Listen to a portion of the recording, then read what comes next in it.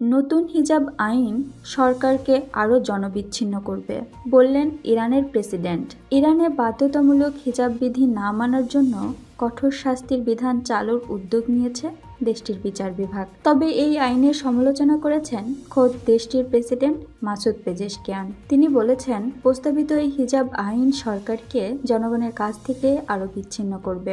গতকাল এক প্রতিবেদন থেকে জানা যায়, ইরানের পার্লামেন্ট ইতোমধ্যেই হিজাব ও পবিত্রতা আইন অনুমোদন করেছে। তবে এটি কার্যকর হতে প্রেসিডেন্টের স্বাক্ষরের প্রয়োজন। প্রসঙ্গত 1979 সালের ইসলামিক বিপ্লবের পর থেকেই নারীদের জনসম্মুখে হিজাব পরে চুল ঢেকে রাখার নিয়ম চালু রয়েছে। কিন্তু 2022 সালে কুর্দি নারী মাহসা আমিনীর নৈতিকতা পুলিশের হেফাজতে মৃত্যুর পর থেকে নারীদের হিজাব ছাড়া চলাফেরা বেড়েছে।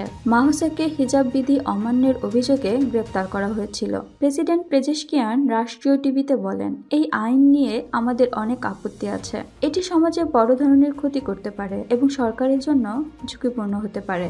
দেশটির গণমাধ্যমের প্রতিবেদন অনুযায়ী এই আইন কার্যকর হলে জনসম্মুখে হিজাব না পরলে নারীদের 20 মাসের গড় বেতনের সমান জরিমানা দিতে হবে।